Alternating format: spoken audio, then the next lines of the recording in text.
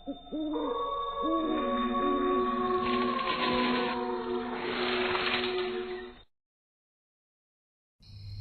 का समय था। गांव रामपुरा में चारों ओर सन्नाटा पसरा हुआ था। खेतों के बीच से आती ठंडी हवा पेड़ों को हिला रही थी। गांव के लोग जल्दी सो जाया करते थे, लेकिन उस रात कुछ अजीब था। गांव की औरतें अक्सर आपस में चर्चा करती थीं कि पिछले कुछ हफ्तों से गांव में अजीब घटनाएं हो रही है। कहते हैं किसी ने गांव में टोटका किया है। चौपाल पर गांव वाले बैठे थे। लालटेन की मध्यम रोशनी में सबकी आंखों में डर साफ दिख रहा था। भाई, ये सब साधारण बीमारी नहीं है। ये किसी का किया कराया है। कोई टोटका कर रहा है हमारे गांव में। हाँ, कल रात मैंने खुद देखा था। पीपल के पेड़ के नीचे कोई औरत काले कपड़ों में कुछ बिखेर रही थी। अरे ये तो बड़ा अशुभ है। टोटके का असर पूरे गांव पर पड़ेगा। देखो भाइयों, टोटका बहुत खतरनाक होता है। इससे इंसान की आत्मा तक को बांध लिया जाता है। हमें ये पता लगाना होगा कि ये कौन कर रहा है। मैंने अभी देखा, काली सड़क के किनारे किसी ने मिट्टी में खून से बने गोले और नींबू रखे हैं। ये सुनते ही सबकी रूह कांप गई। गांव के एक कोने में गोविंद का घर था। गोविंद की पत्नी रीना कई दिनों से बीमार पड़ी थी। सुनो जी, मुझे लगता है कोई मेरे गले को पकड़ लेता है। मैं चीख नहीं पाती।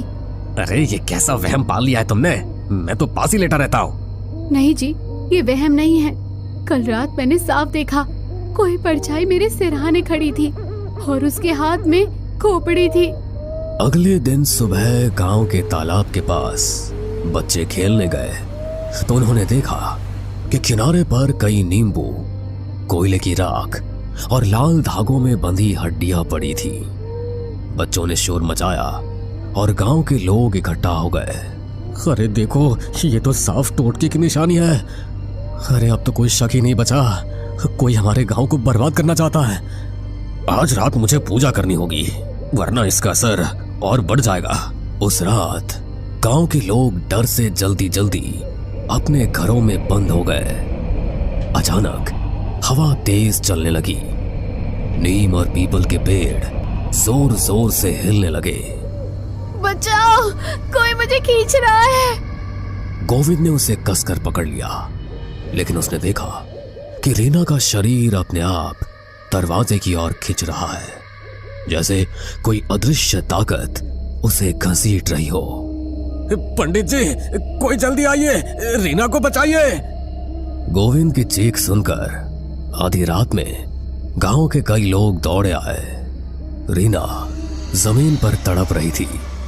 उसके हाथ पांव ऐंठ रहे थे, आंखें उलट चुकी थी।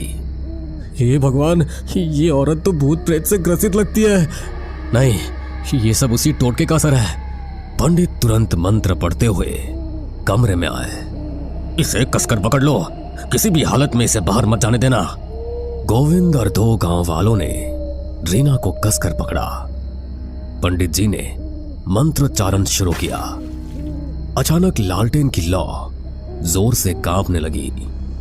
छोड़ दो इसे, ये अब मेरी है, कोई नहीं बचा सकता इसे।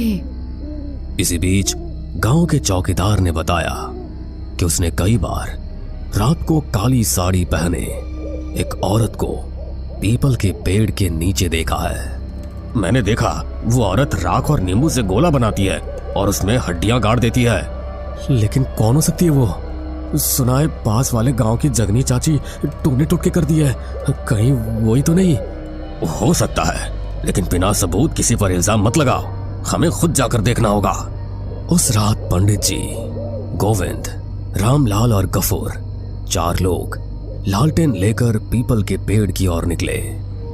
हवा में अजीब सी गंध थी, जैसे किसी ने जानवर की बलि दी हो।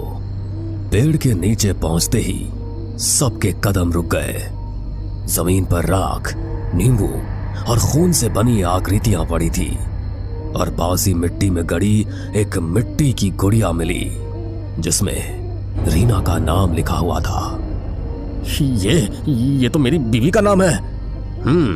अब साफ हो गया, किसी ने रीना पर टोटका किया है। अचानक पास की झाड़ियों से सरसराहट हुई।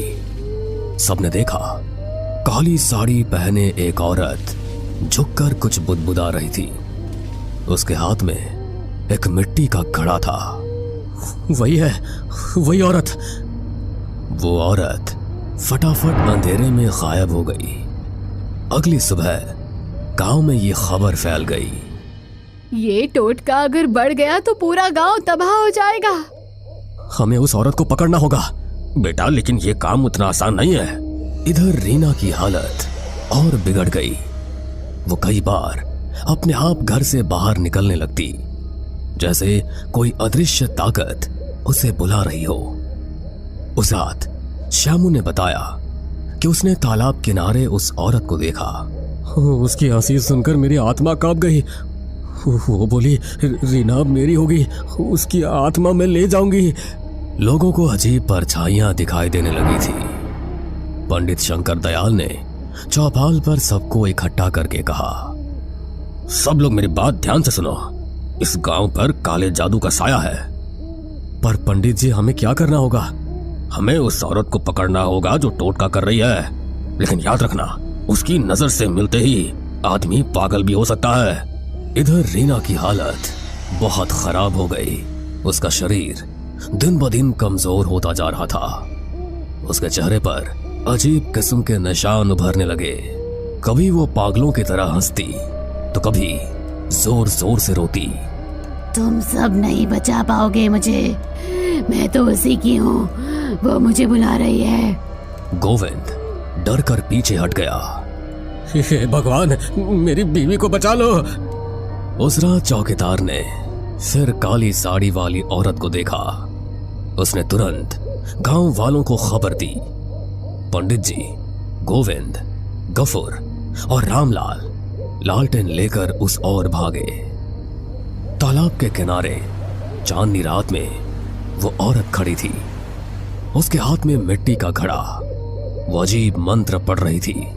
अरे पापिन, ये क्या कर रही है तू? औरत ने धीरे धीरे मुड़कर उनकी ओर देखा। उसकी आंखें लाल थी। उसके होठों से खून टपक रहा था। आ गए तुम सब। जिसे बचाना चाहते हो उसे तो मैं पहले ही बांध चुकी हूँ। अब कोई नहीं छुड़ा सकता। तू कौन है? तुम्हारी रीना, उसकी किस्मत मैंने लिख दी है। उसके जीवन की डोर अब मेरे हाथ में है। अपना नाम बता, वरना अग्नि देवता की सौगंध खाकर कहता हूँ, तुझे मैं यहीं जलाकर भस्म कर दूंगा। मेरा नाम जगनी है। हाँ, वही जगनी जिसका तुम सब ने तिरस्कार किया था। ये तो वही है। हाँ, तुम सब ने मुझे अपशकुनी कहकर निकाल दिया, मेरे बच्चों को भूख से मरने दिया। अब मैं एक एक से बदला लूंगी। और रीना, वो मेरे टोटके की पहली शिकार है। जगनी ने अचानक अपने घड़े से काला तरल जमीन पर फेंका। अचानक हवा तेज हो गई। काले धुएं से चारों तरफ अंधेरा छा गया। उसी वक्त रीना अचानक अपने घर से निकलकर भागती हुई वहां पहुंच गई। उसकी आंखें सफेद थी, चेहरा काला पड़ चुका था। माँ, मैं आ गई। रीना, ये तो क्या कह रही है? देखा, अब ये मेरी बेटी है। इसकी आत्मा मैंने अपने काले मंत्र से बांध ली है। पंडित जी, मेरी रीना को बचा लीजिए। आज ये निर्णायक रात है। या तो टोटका टूटेगा या फिर ये औरत रीना की आत्मा को लेकर चली जाएगी। रीना पागलों की तरह जगनी की ओर बढ़ रही थी। अरे दुष्टा, तेरे सारे टोटके मेरी मंत्र शक्ति के सामने टिक नहीं पाएंगे। उन्होंने हाथ में गंगा जल की शीशी उठाई और चारों ओर छिड़कने लगे। तू मुझे नहीं रोक पाएगा। जगनी ने अपना खून जमीन पर टपकाया। उसी पल काले धुएं से 3 काले साए निकलकर वहां घूमने लगे। उनकी आंखें अंगारों जैसी लाल थी। ये तो प्रेत है। पंडित जी, हमें बचाइए। मैं अब इंसान नहीं, मैं अब उसकी हूँ। रीना, रीना, होश में आओ, मैं तुम्हारा पति हूँ। रीना ने अचानक उसे जमीन पर गिरा दिया। पंडित जी बचाइए। पंडित जी ने तुरंत अपने आसन पर बैठकर मंत्र का जाप शुरू कर दिया। जगनी चीखते हुए जमीन पर गिरने लगी। रुको, ये मंत्र मेरी आत्मा को जला देंगे। तूने निर्दोष आत्माओं को बांधा है, आज तेरी शक्ति यही खत्म होगी। उन्होंने गंगा जल रीना पर छिड़का। रीना जोर से चीखी और जमीन पर गिर पड़ी। उसके शरीर से धुएं का बादल निकला और सीधे जगनी के घड़े में समा गया। जगनी ने घड़े को पकड़ने की कोशिश की, लेकिन घड़ा अचानक फट गया और उसमें से आग की लपटें निकल पड़ी। नहीं, ये नहीं हो सकता। मेरी साधना, मेरी शक्ति सब खत्म हो रही है। वो जमीन पर तड़पने लगी। उसका शरीर राख की तरह काला पड़ गया। उसके शरीर से धुआं उठकर आकाश में विलीन हो गया। रीना धीरे धीरे उठी। उसकी सांसें सामान्य हो चुकी थी। गोविंद, क्या हुआ था मुझे? अब सब ठीक है रीना, वो दुष्टा औरत चली गई। हाँ, लेकिन याद रखो, ऐसे टोटके का असर जल्दी खत्म नहीं होता। हमें पूरे गांव की शुद्धि करनी होगी, तभी जाकर ये बुरा साया हटेगा। अगले दिन पूरे गांव में हवन किया गया और घर में गंगा जल छिड़का गया। लोग अब धीरे धीरे चैन की सांस लेने लगे। पंडित जी, आपने हमें बचा लिया। बेटा देखो, बचाने वाला तो भगवान है, इंसान तो सिर्फ माध्यम होता है। रात गहरी होते ही पीपल के पेड़ के पास अब भी अजीब आवाजें आती है। शायद जगनी की आत्मा अभी भी चैन से सो नहीं पाई।